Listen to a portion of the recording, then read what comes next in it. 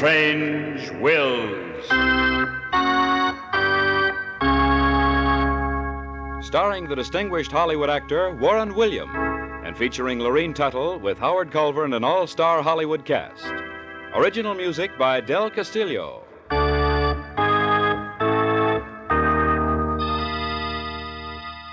Dead men's wills are often strange. We cannot attempt to understand them or try to find the answers. We can but tell the story. This is Warren William bringing you the story of Emily. But first, here is a brief message from your announcer.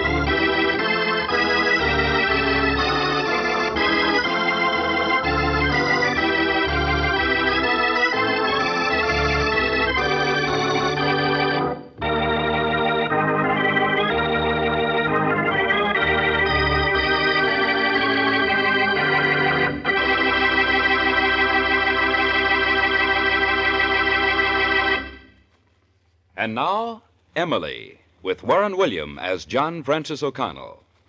Is it possible for some men to love an inanimate object more than they could ever love a human being?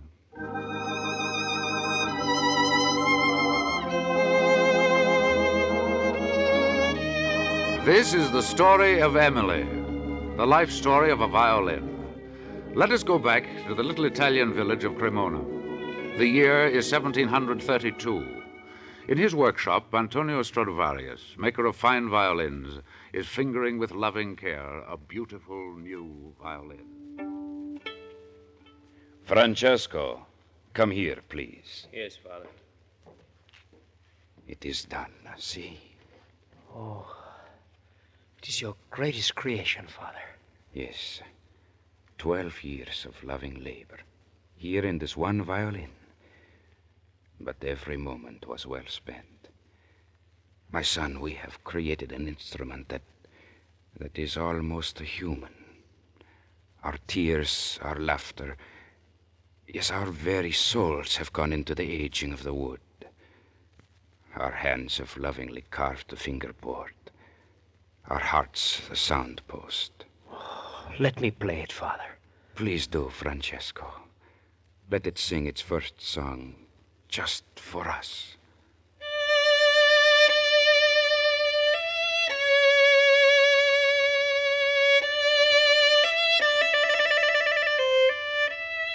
It sounds like the voice of a beautiful girl, rich, full, vibrant.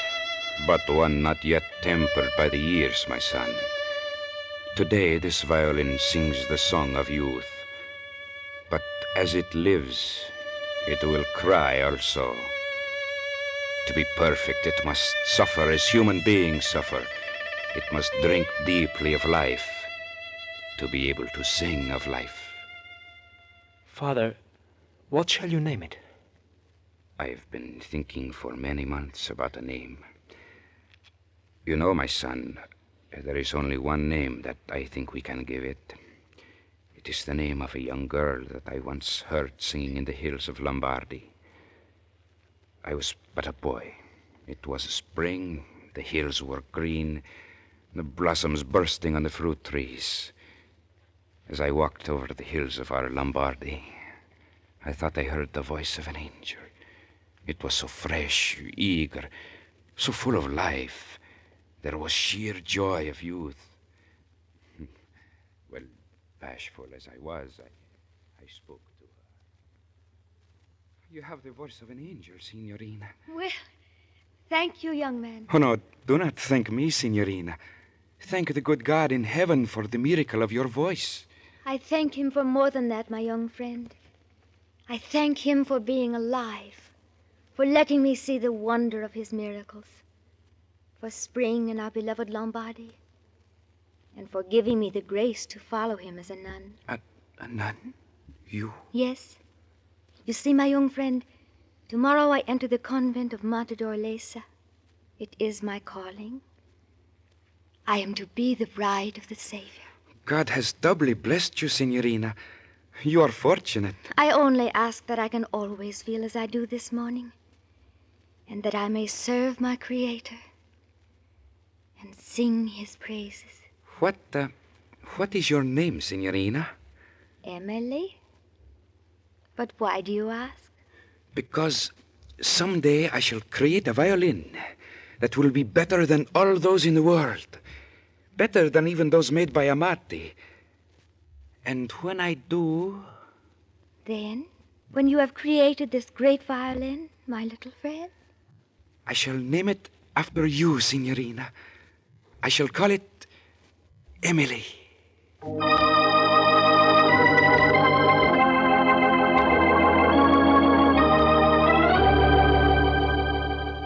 And so in 1732, the maker of the world's finest violins inscribed into his greatest creation these words: Emily, Antonio Stradivarius, Cremona, 1732.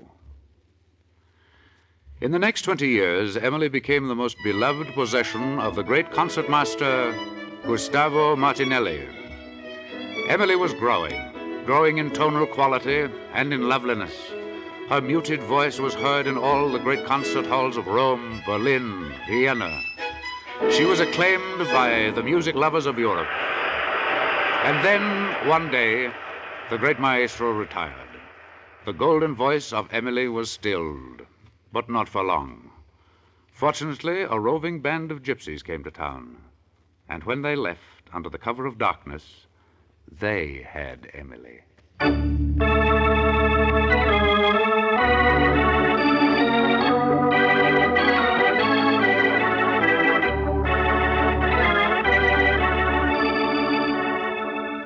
These were glorious days for Emily, and from the enchanted woodlands of Italy she traveled north through the Balkans, up through the forests of Russia, ever singing, ever living, ever growing. At night under the moon, the gypsies would gather round their campfires and sing their ancient songs of Romany. Emily pulsed with warmth and feeling. She must have loved the gypsies, and they loved her. For almost 30 years, she traveled from the steppes of Russia to the sunny provincial towns of Spain. One day, the little gypsy band entered Vienna.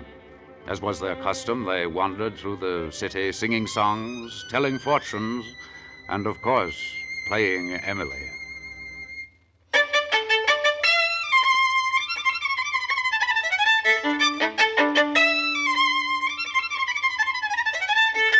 As they played their wild gypsy music, a man opened his window in the Oden house and looked down into the street. Well, they're gypsies. Who gives a Paganini competition? Who owns that violin? It belongs to us, Maestro Paganini. To us, the gypsies of Romany. I want to look at it. Bring it up, please, to Suite 200. But we are not allowed to enter the public buildings, Maestro. We are gypsies. It is against the law. Well, when a Paganini says to enter, you enter. With a violin such as you have, you could storm the very gates of paradise. Come in, I say.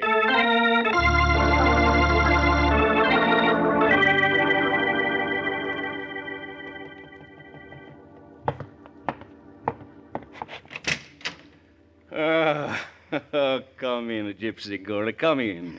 Thank you. Thank you, Maestro Paganini. Hey, but where are the others? I invited them all. Oh, they will wait for me outside. We gypsies are not worthy of the invitation of the great Maestro. You gypsies. What the simple children you are. You cry and laugh, much as the children do. But I envy you. I, Maestro Paganini, envy you with my whole heart. Envy us gypsies? Oh, the Maestro's making fun. No, I speak what is in my heart. I envy you gypsies because you alone know the wonderment of nature. You alone witness the miracles of God. And you alone have the feel of life. Oh, give me the violin, please. I would look at it. Oh, yes, yes. Here it is, maestro. Oh. Let us walk over here to the window. The light is much better. Oh, the workmanship is superb. Oh, wait, let me look inside. There, I see the signature. I knew when I heard the tone I was not mistaken. Antonio Stradivarius, 1732.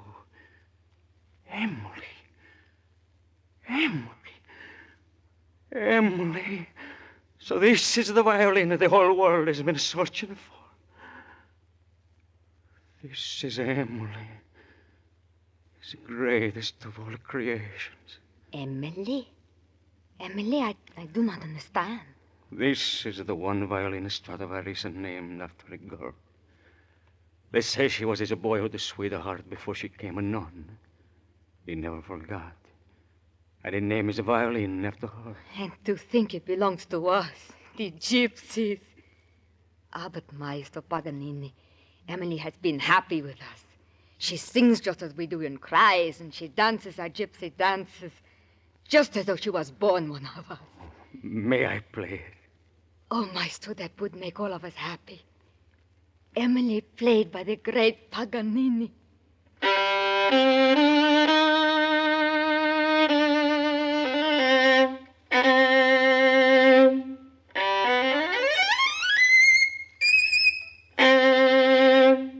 It is divine. I cannot live without. I offer 1,000 lire. 1,000 lira? Oh, no, Maestro. 2,003. No, Maestro Paganini. Oh, no. Oh, how much then? The name of the price. How much to make Emily mine? I must have.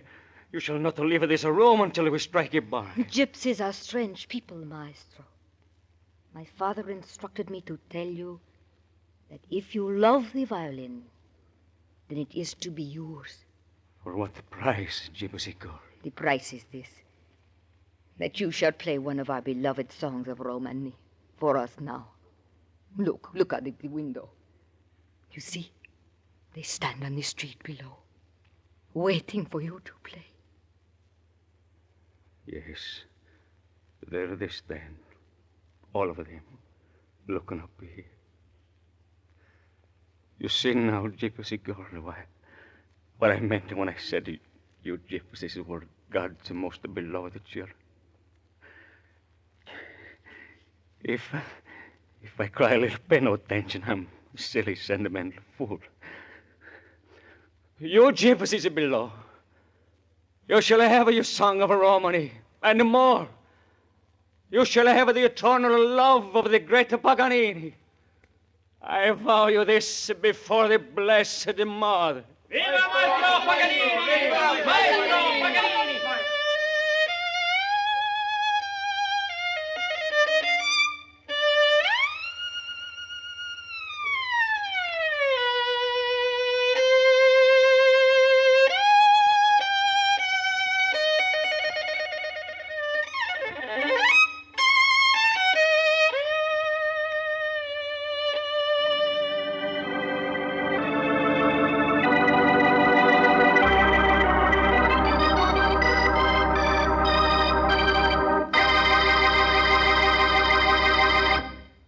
Part 2 of Emily in just a moment.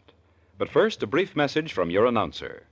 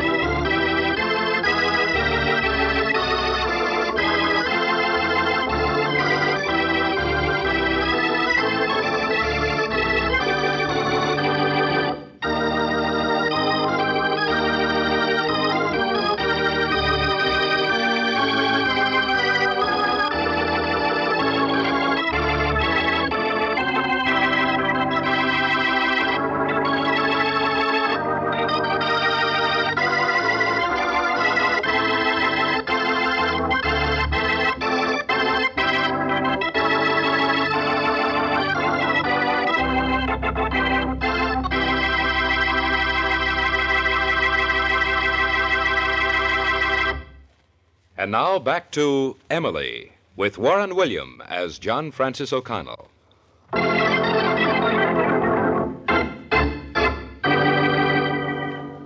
Having acquired Emily, Niccolo Paganini soon became the toast of king and beggar.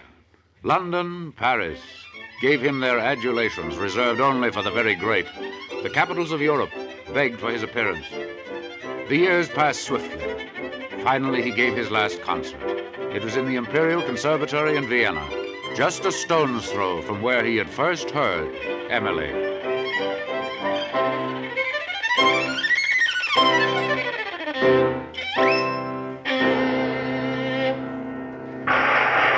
As the crowd of music lovers arose and applauded his genius, Niccolo Paganini raised his hand for silence.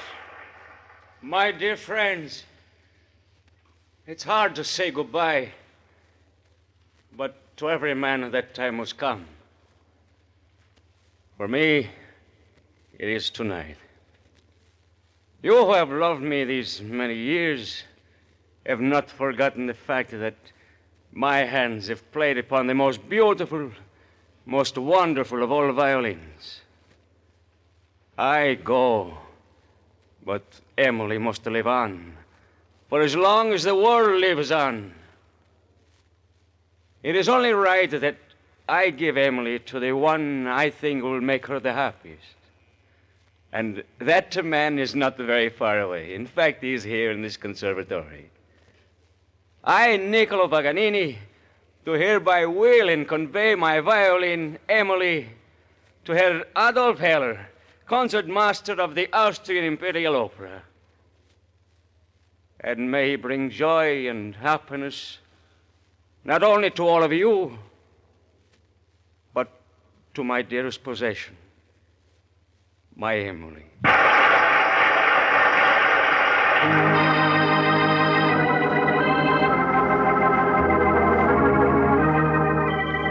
Music lovers the world over flocked to Vienna to hear Concertmaster Heller and Emily. Under his talented fingers, a new world was opened to her. In the midst of this thrilling period, Herr Heller received a note from Johann Strauss asking him to come to his apartment and to bring Emily.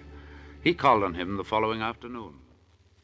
Herr Heller, come in, please. I am so happy to see you again. I am honored, Johann. And see, I have brought Emily as you asked me to. Good, good. Oh, that is wonderful. Now I know I will succeed.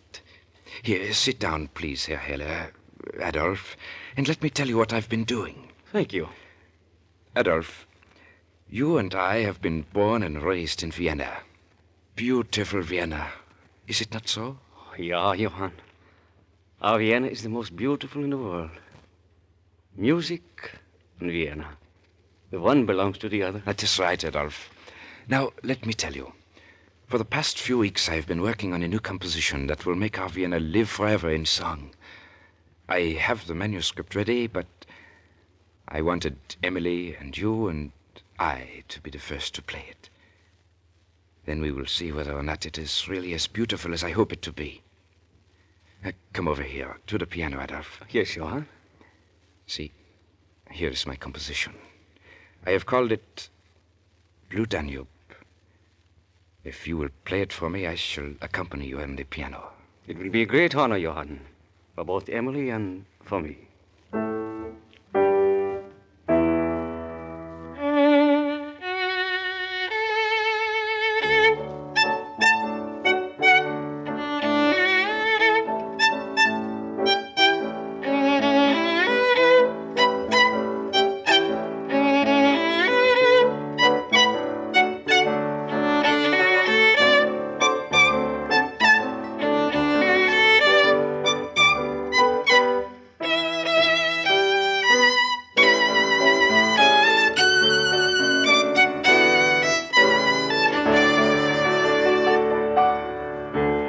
I swear, Johann, as long as a single one of us remains alive, Emily will never leave Vienna.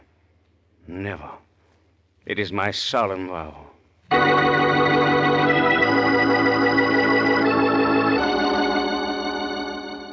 From father to son, down through the next 3 generations, Emily stayed in the Heller family as each son became, in turn, concertmaster of the Royal Opera House. These were exciting years.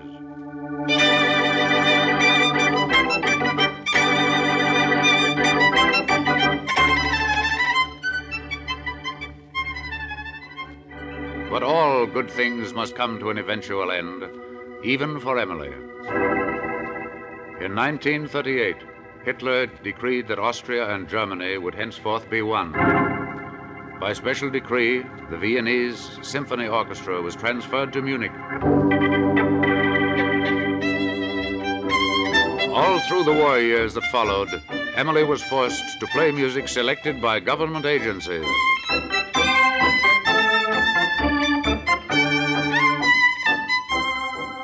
It was a time of great sorrow for musicians and for Emily. Then, early one morning, on the outskirts of Munich, there came the sounds of war. Munich was about to be captured by the Americans. The city was entered. The opera house deserted. Hey, Yank, try that building. What? Why, there's no one in here.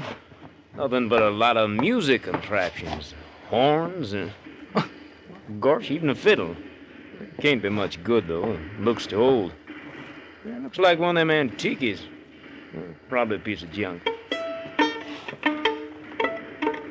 Gosh, it still plays, though. I'll just take it home. Make me a good souvenir, even though it does sound lousy.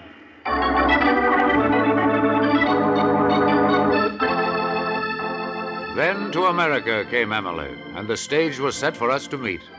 I was driving through the hill country of Tennessee. It was a beautiful spring morning. The fruit trees were bursting with their snow-tinted fragrance. Just outside the little village of Pineborough, I noticed some public announcements nailed on a tree. The letters were red and flaming. Barn dance, I read. Hear George Ricketts play his captured German fiddle.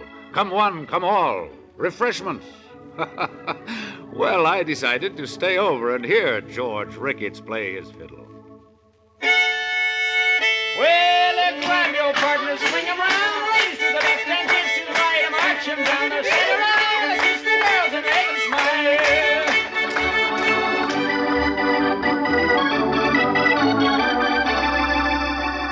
After the dance, I had the pleasure of meeting Emily, and later, talking over a little business matter with ex-GI George Ricketts. Why, it's been mighty nice, Mr. O'Connell, having you as a sort of guest star tonight. And believe me, George, I thoroughly enjoyed my stay over to hear you play your violin. Well, thank you, Mr. O'Connell. I don't play very much, mostly for square dances and the barn dances in the fall. George, may I look at your violin, please? Why, sure. It ain't very fancy looking. In fact, I picked it up over in Germany, a sort of a war souvenir. Ah, thank you. Yes, it does look rather old, doesn't it? Don't see how it hangs together after the beating I give it at these here shindigs. You see, George, the man who made it put his name in it. Here it is. See it? Why, sure. I seen that afore. Antonio something or other. Never paid me much attention to it. Sounded like some Italian to me. He was, George. He was an Italian. His name was Antonio Stradivarius. He was a great genius, George. I want to ask you something, man to man. Why, you just go right ahead, Mr. O'Connell. I'm a-listening. Once upon a time, this violin belonged to some musician who undoubtedly loved it more than anything else in the world. Love a fiddle that much? Why, you're a joshing. No, I'm not, George. I'm telling you the truth. You know, in Europe, these violins are handed down from father to son, down through the years. Well, do they think that much of them? They do, George. I know that someone misses this violin more than you'd miss, say, $5,000. Sort of choked me up there. I'd sure miss $5,000 more than I missed that. Well, then, George, how about it?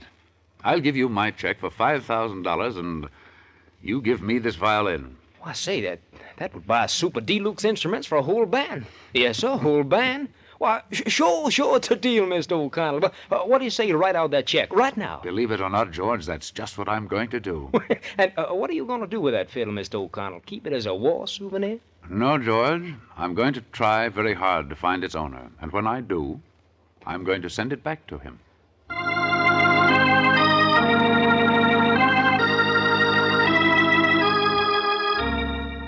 After months of correspondence with friends in Europe, I finally located and sent Emily back to its owner in Vienna. Weeks later, I received a letter from Siegfried Heller, Kapellmeister of the Vienna Opera House. I'd like to read it to you. My dear Mr. O'Connell, Emily arrived at the airport this morning, and now I live again. Oh, the heartbreaking years since I lost her. It was like losing your mother, father, and wife all at once. But now she's back. Already I've played many of the pieces Emily loved so well. She became warm, throbbing, almost a living human being in my hands. As long as there is a single son to bear our name, Emily will remain with us, to play for the world. She belongs not to us, but to posterity. I know, too, that Antonio Stradivarius and the original Emily, wherever they may be, thank you and bless you. I beg to remain sincerely grateful, Siegfried Heller, Kapellmeister, Vienna Opera House.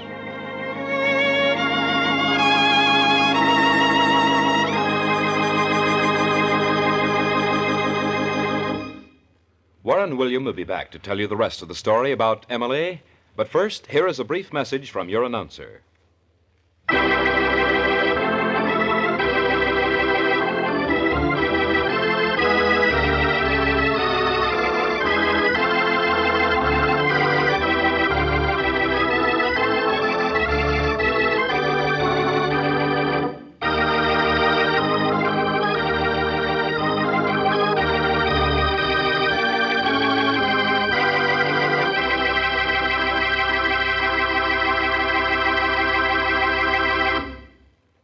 And now back to Warren William as John Francis O'Connell. There isn't really much more to say about Emily, except that I hope she'll go on and on playing the music of great masters, bringing happiness and love to a sorry world. We need more Emilys to bring us all a little closer together, north, east, south, west, in a real, true brotherhood of man. And what is a better way than through the universal language of music? I don't know. Do you?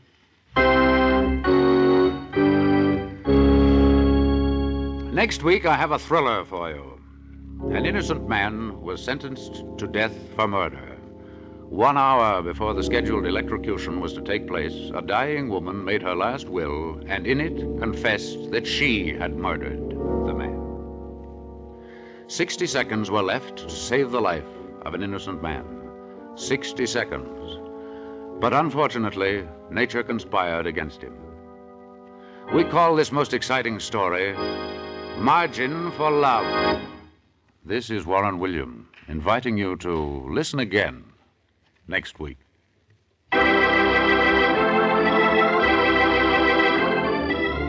Strange Wills is written by Ken Krippene and directed by Robert Webster Light. Ladies and gentlemen, it might interest you to know that the violin used on this program was made in Italy in the year 1750 by Januarius Galliano. It was played by its owner, concertmaster Marshal Sasson. Names, places, and events in the program have all been changed so that reflection can fall on no persons living or dead. This is a Teleways feature produced in Hollywood.